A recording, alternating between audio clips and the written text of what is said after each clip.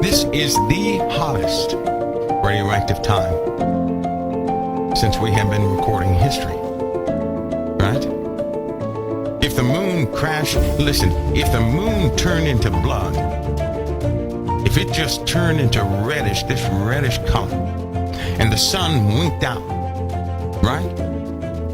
And a bunch of debris started falling to Earth, what would you do? Say, no, that's not prophecy. The blood is coming. I can almost see it in my mind's eye. Some of us walking outside, starts to sprinkle, nobody's paying attention, and then you look down on your arm, and it's a substance, like a syrup, that's falling on you. You're like, what in the world is this? And so you kind of back up, right? You just back up and go inside. And you don't know what it is. I can almost see that in my mind's eye. A substance falling on you everywhere. That in conjunction with the red dust. Let's join together for one cause. Let's fight this thing together, right?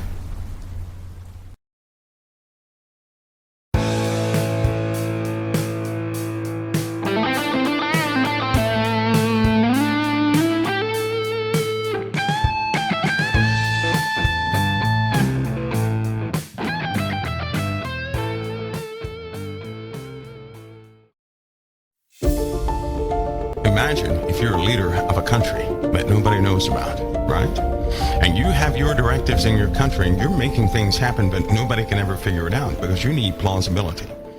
You don't need the people to understand, but you have to inform all those who work for your government. By the way, they never go to your office nor make phone calls. How would you inform them? Through every means possible. So you give them a piece of paper and it tells them exactly what to look for. You advertise it to the world, and the world says, ooh, yeah. Honey, I think I might have opened a dimensional vortex. Oh, what a funny commercial. Things of that nature. When in fact, the other people know how to put it together. Yeah? Mr. Favre? Yes? We are here on official business. We'd like to talk. In fact, people do that up until this day. That happens in the world all the time. It certainly happens by way of data. Interpretation of that data takes a type of education that everybody's not privy to. To the average person, it looks like normal information. You hear stories like ice shelves falling off. Let me ask you a question. Now, you have to look into who printed that story, where it was published, does it serve an agenda, or does it just bring up more controversy? What does it do? Is it really supporting global warming? Because nobody's talking about global warming, are they? Right? So why sensationalize a story like that? If in fact they're not saying the sea level is rising because of it. A crack more than 120 miles long on the east side of the Antarctic Peninsula, finally breaking off, creating a spectacular iceberg weighing more than 1 trillion metric tons, roughly the size of Delaware. Is the Gulf Stream going to change or anything? Is somebody raising money behind the idea? And they underestimated it. They say, oh, listen, I'm going to show you how they work. Is it important? Most people say, no, that's not too important. Well, you miss the language in the articles. Listen to what I'm about to say. In most of the articles, the scientists, they never tell you who. Oh, just the scientists, the leading scientists. Whenever you hear that term leading scientist, all of a sudden you think it's a qualified person. Right? You do. So they say the leading scientists or the top scientists were actually looking for this to happen months ago. It's late. We don't know what took it so long. Why would they put something like that in a story? To downplay it in your minds. Right? Imagine if a rock fell into the earth, right?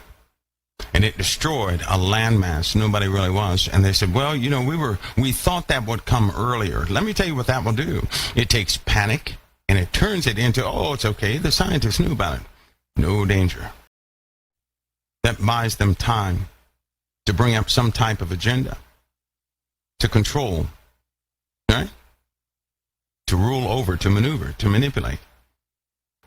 Which means they're going to have to make a documentary concerning the polls. I'm telling you what's about to happen. This is how they think. Right? So you'll see a documentary, a few policies, then they'll begin to maneuver people by that news. They downplayed it on purpose. So you would think it was no big deal in the hopes, because if you make, in this day and age, if you make something a big deal, everybody says, well, that's a distraction. Listen, they're using reverse psychology on you. You don't believe it? You just watch and see what comes out. What I would like to do is go to the North Pole, select a good-sized iceberg, and simply dig out a chamber from the rear end of it, drop in two 20,000 horsepower marine diesel engines, and sail, Brewstersburg, #1 to Mecca. What do you think, sir? Your children are going to learn of it, how horrible global warming is, but with a twist. If there was a gradual change in the Earth's rotation, here's what would happen throughout the simulation.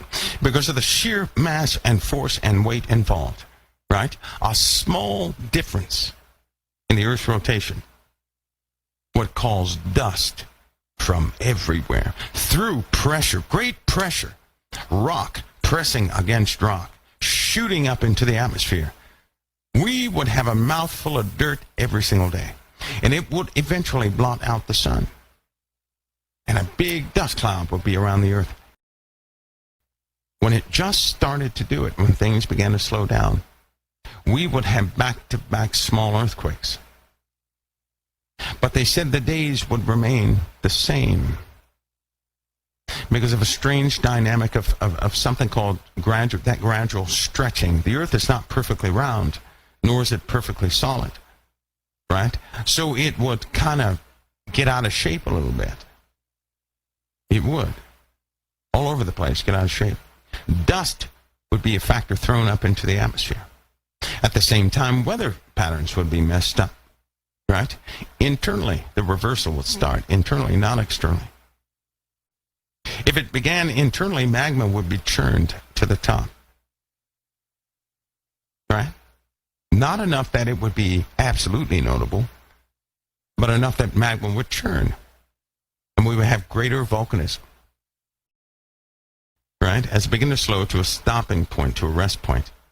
That will be the point where the shielding would begin to pulse around the Earth. If the dynamo theory is correct, of which they don't think it is now, because they found something else. You know, as we progress in life, technology gets better and better. As it began to reverse, we'd have no protection from the sun. All over the Earth, on certain sides. When that starts, we're going to have a bad dust problem and a water event. Now, in the simulations, it says not when it first begins, right? But when it slows to a certain speed internally, the water begins to shift. The water begins to shift.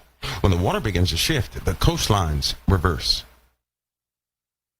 That's when places start falling off on the shelves, because subduction zones begin to reverse. Can you imagine land always?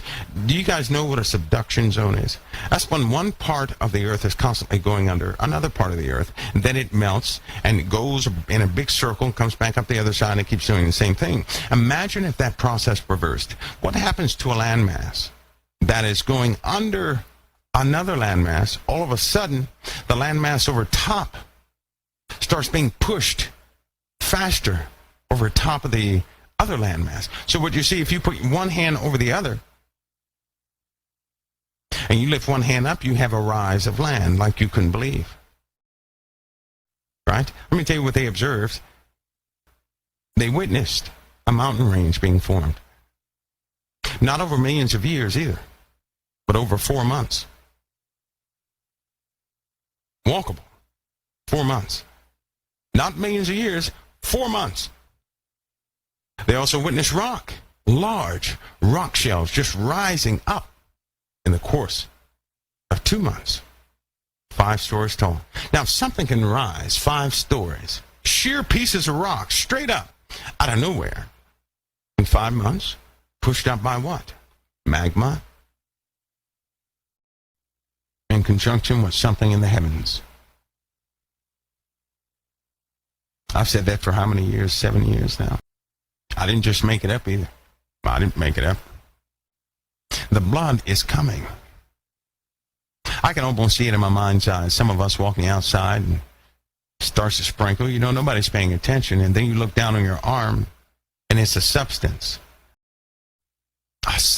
falling on you everywhere. That in conjunction with the red dust. There will be a time when you go and wipe your windows all the time, and it's nothing but red stuff, like a pinkish red stuff. A residue, a consistent haze in the atmosphere. That's beginning already through volcanism. But I'm wondering, will we still become comfortable with these things?